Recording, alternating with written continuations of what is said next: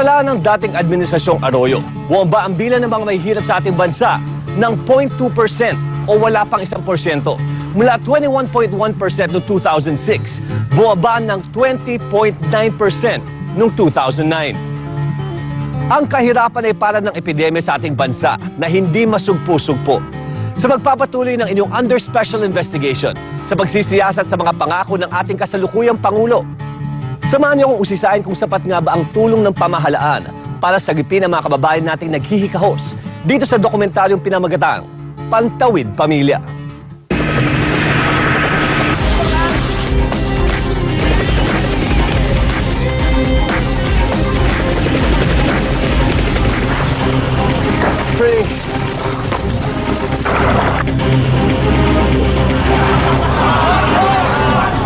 Pag-assess na delikado sa ating kalusugan.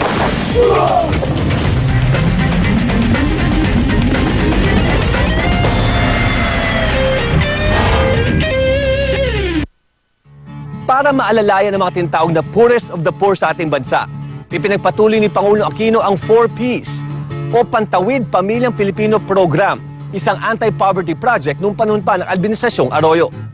Pero ang tanong natin, gaano nga ba ito kasapat para tugunan ang mga pangangailangan ng mga pinakamahihirap natin mga kababayan? Hindi loto. Hindi rin blockbuster na palabas sa sinihan. Pero ang prosesyon dito sa probinsya ng Aurora, daig pa ang pila ng game show sa TV. Sa oras na siguro nakapila kami. Opo, naka-uniform. Ay, para makilala siguro, makita na talaga kami 4Ps. Ang pinagtsatsaga ang pilahan ng mga tao dito. Hindi artista, kundi ang humigit kumulang 1,000 cash grant na pinumumudmod ng gobyerno. Kapatid po nito, 3.8 po. 5.6. Akin lang ma'am, ito po. Okay na po yun kasi gusto namin mas malaki, mamaya hanggang din lang naman po bibigay. Limpak-limpak na salapi ang inaasahan ng marami mula sa programa ng DSWD. Ang ating mga pamilya na ka-enroll sa programa ay binibigyan or entitled to receive or tumanggap ng cash grants na ang maximum ay 1,400 at ang 1,400 na ito ay matatanggap ng isang pamilya para matugunan ang pangangailangan ng pag-aaral ng kanilang mga anak at ng mga kalusugan ng kanilang mga pamilya.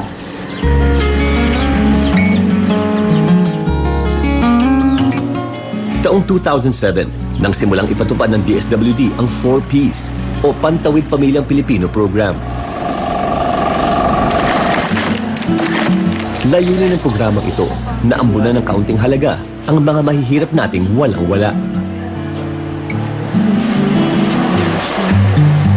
300 pesos na allowance para sa bawat batang nag-aaral na nasa edad 0 to 5 sa preschool at 6 hanggang 14 na taong gulang para sa elementary at high school.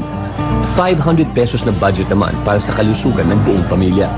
Kung susumahin, aabot sa 1,400 pesos na sustento ang matatanggap ng bawat benepisyaro buwan-buwan. Ay, masaya po ma'am kasi malaking tulong sa amin ito. Napakalaking tulong po. Kaya kahit umagahin pa sa pila, walang problema sa kanila. Sigurado naman kasi ang pera.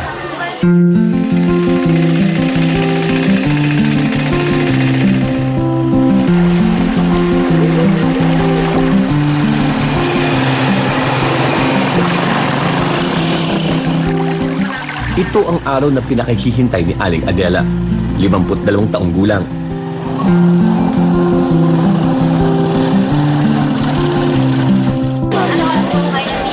Klasik. Ay, may suro po yung anak ko dito, papel daw, saka ano pa yung mga media, sabi niya. Nandito. Kasi pinadala lang itong uniform ko, ay mayroon siyang idinikit na sulat. Matutupad na rin kasi ang Christmas wish ng kanyang anak. Hello Nay, bilhan nyo nga ako ng papel, 1 whole at ballpen at saka higit sa lahat ang medyas ay at whisper po pala. Thank you, Nanay. Mayroon pa siyang signature, Grace Galope. 12 taon ng byuda si Aling Adela. 8 ang anak niya. 2 dito ang nag-aaral pa. Pero isa na lang sa mga anak niya ang pasok sa 4Ps. Kaya't maliit na halaga na lang ang inaasahan niya. Natuwa kami, ma'am, at mayroon na kaming matatanggap. Pero nung wala, nagsumikap po kami. Naghanap naman. Pero ang matatanggap ko naman, sa totoo lang, 5 daan. Dati sabi niya. Oo. Pero nung 500 ang matatanggap ko. Pero sa 5 oras na pagpila niya, inabutan pa siya ng cut-off. Lahat kayo nandito, lahat ng kumakirta, kumain muna kayo. Tatapusin lang namin hanggang dito. Tapos yung mga tagilan ba, tsaka kami, kakain lang kami sandali. Okay? Kain muna kami na lang.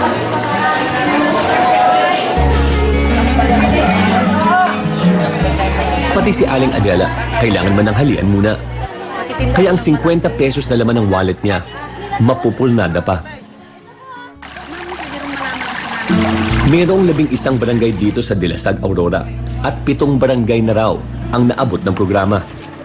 Yung sa Pantawid Pamilya po, bali nag-start lang po dito sa bayan ng Dilasag ng taong 2000 pa yan.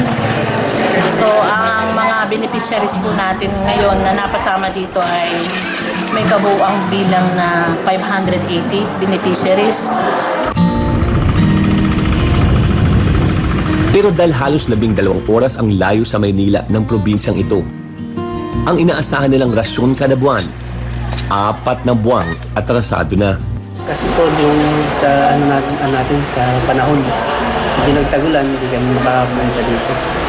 Tsaka yung po ng destitution, yung arrangement namin, medyo nagkaroon ng sa financial na sa travel namin, which risk rin. Pero talagang reason yung daan. Kasi nagkaroon din yung tagulan na mahaba. At dahil 4 na buwang naipon ng cash grant ang bawat isa, patong-patong na ang halagang makukuha nila. Kaya lahat, kanya-kanyang plano na sa kanilang matatanggap na pera. Ay, sa mga gamit ng mga anak po namin, para po naman po talaga sa mga anak. Ay, siyempre po yung mga graduate, yung gamit po nila, kasi yung isa po gagraduate na naman po ng grade 6. Papacheck up ko po doon. Ay, kung may matitira po ma'am, ay di sa pagkain ko po kami bibili. Ay, gusto ko magkaroon din ng pulbo kasi makintab ang mukha. Pero si Aling Adela, sa loob ng 4 na buwang pag-aantay, 1,200 lang ang nakuha. Masaya ako, madam, kasi may gagastusin na ako. Pambayad na sa hulian ko sa school, pambili ng gamit ng anak ko namin. Saka para sa akin, yung iba, ano?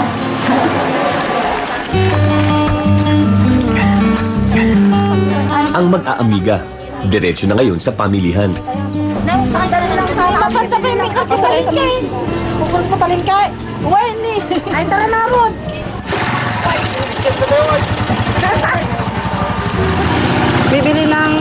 Pinapabili ng anak ko. Yung pinapabiling ballpen, saka papel, ano pa yun, nakalista, lapis, payong.